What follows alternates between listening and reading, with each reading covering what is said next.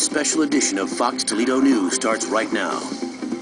An explosion rocked the city of Defiance this afternoon as a biofuel processing plant went up in flames.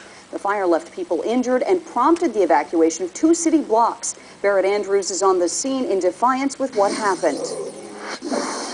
All that's still left of this building, you can see it behind me, just a shell. Pieces of it flew off in every direction, some of it landing right in front of the building. Others made it all the way across the street into people's yards and even getting tangled up in power lines. But what's even more impressive than that is what the fire looked like just minutes after it started. We received a report of an explosion at about 3 o'clock. And this is what it looked like. Amateur video of heavy smoke and flames, exactly what firefighters saw as they drove toward Greenler Street in Defiance. When they got to the loading area of American AG Fuels, they knew what was inside.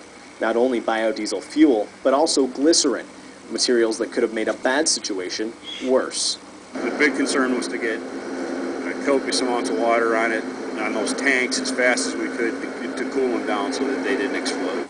The fire chief tells us 5 employees were inside the facility when the explosion happened. 3 were taken to Defiance Regional Medical Center.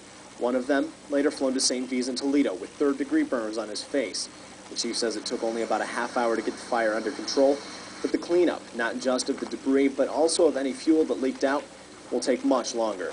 The remainder of the operation is going to make sure that the product that got into the storm sewers is taken care of, contained, and cleaned up.